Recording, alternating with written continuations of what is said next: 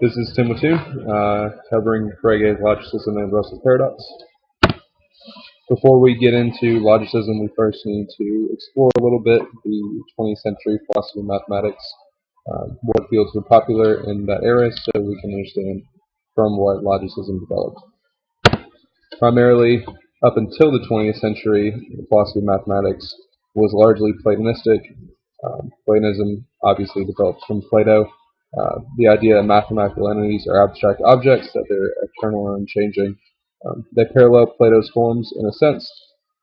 For someone to be mathematically Platonistic doesn't necessarily imply that they believe in Plato's forms per se, just that mathematical entities themselves mirror how Plato would have described the forms. Plato's view of the forms, specifically with regards to mathematics, was heavily influenced by the Pythagoreans and their religious cult of numbers, and the most notable modern Platonist, mathematical Platonist, would be Gödel himself, who we will talk more about later. Formalism, on the other hand, started beginning to develop in the 20th century. It viewed mathematics as a game to be played by manipulating axioms through specific rules in order to create new strings of symbols, as opposed to mathematics as a observation or discovery or creation of truth, as Platonism would have once presumed it to be. Formalism, the question of whether the axioms themselves are true is incoherent in the sense that axioms are simply a framework by which the mathematics game is played. Formalism doesn't prescribe truth to the statements that it makes, it simply presumes that from certain axiomatic statements that are posited, other ones develop.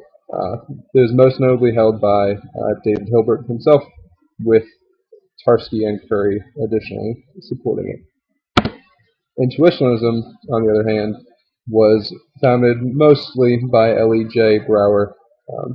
It's the idea that mathematical objects arose from a priori forms of volitions that inform the perception of empirical objects. That is basically just Kantian for mathematical objects are cognitive ideas that are imposed upon our perception of empirical reality. The quote in the beginning that there are no non-experienced mathematicians fits that conception well.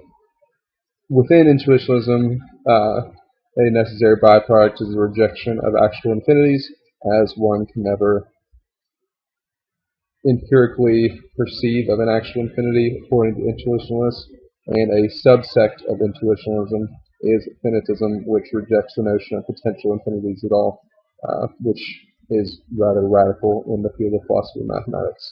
The most notable intuitionalist would be Brouwer himself. There aren't many others, Hayden being probably the only other notable intuitionist. Therefore, we have logicism. Logicism is the idea that mathematics is an extension of logic, specifically formal logic. Mathematical truth is reducible to formal logic. This opposes formalism, not only in the sense of methodology, but also in the sense that logicism presumes the axioms it's positing are actually true. The axioms are statements about the world that are intuitive, and they're derived from intuition and formed in axioms which, from those axioms, the rest of mathematics is developed. As opposed to, like we said, formalism would presume that those axioms are simply means for a game, per se. Logicism was first presented, in a sense, by Dedekind, and more notably by Frege. And logicism met its major objections in the early to mid-20th century by Gödel's incompleteness theorem and Russell's paradox. The early logicism of Dedekind was somewhat incidentally created when he first tried reducing the theory of real numbers to that of the rational number system, and did so by the means of set theory. In doing so, he discovered the strength of set theory and the ability it has to work within different theories of numbers, and in doing so, convinced himself that arithmetic, algebra, and analysis, the major fields of mathematics, were all reducible to natural numbers and a logic of sets. In 1872, he jumped to an even stronger conclusion that the natural numbers themselves were reducible to sets and mappings, and therefore, as were arithmetic, algebra, analysis, and all of mathematics largely. In addition to Dedekind, there was Frege. They were contemporaries of each other. They weren't necessarily one after the other. Frege attempted to prove that mathematics extended from logic, but before doing so, he needed to develop some logical techniques. Up until this point, first-order logic didn't exist, predicate logic didn't exist. All that existed was Aristotelian syllogisms and Stoic propositional logic. Aristotelian syllogisms are another chapter in this book, so we'll have a different video on those. In addition to this, there was medieval logic, but it was largely focused on the conception of terms and less concerned with the conception of formal methodology, so that was exempt from this slide. The creation of axiomatic predicate logic and quantified variables by Frege were among the most important of those logical techniques. The axiomatic system differentiates from formal first-order logic in the sense that it presumes certain axioms, and from those comes the rest of the system, as opposed to a first-order logic which has undefined axioms in a sense. In addition to that are quantified variables, for example, the existential quantifier and the universal quantifier.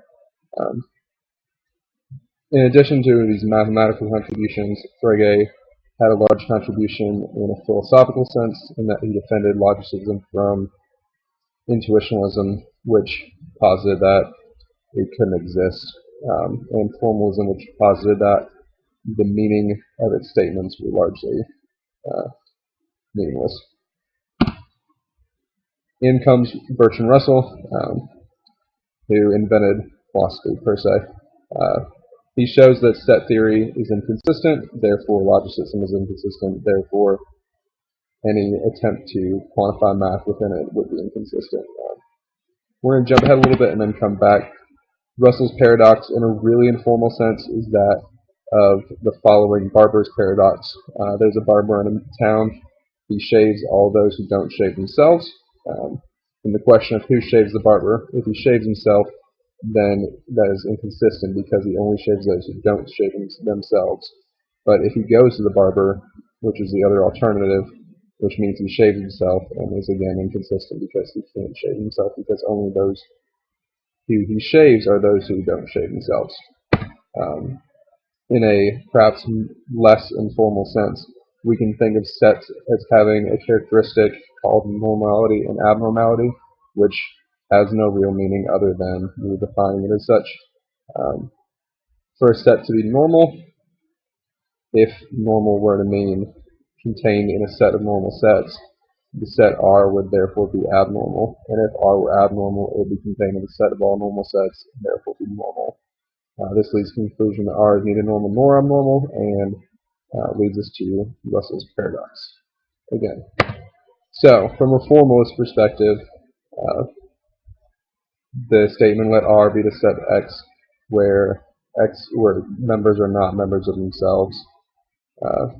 This contradiction shows that set theory can lead to a contradiction without positing anything other than the initial premises of set theory, which would prove problematic to someone like Frege, who wanted a logical basis for math, obviously. Ironically, Russell's paradox caused Frege to give up on his project, but not Russell himself. Russell thought that he could deal with this paradox and that set theory could be reconciled. Along with Whitehead, Russell posited the theory of types, which is essentially what we think of as first-order logic today, which, as a defense against Russell paradox type situations, does not let sets interact with other sets of different categories or types, is how he would word it. This is problematic because the solution seems very ad hoc, as there is no particular reason why sets shouldn't be able to intersect with sets of different types, which is a common criticism to Russell's Principia Mathematica, which presumes this formal logicism. After this, Gödel comes along relatively quickly after that and posits what's called Gödel's incompleteness theorems. In proving Russell's first-order logic's completeness, he also proves that Peano arithmetic in the form of first-order logic is necessarily incomplete. This is widely regarded as ruining logicism for all of us. Um, in doing so, Russell doesn't necessarily give up on it, but the majority of the following he has does, and largely kills logicism as a legitimate mathematical philosophical field. That's all. Thanks.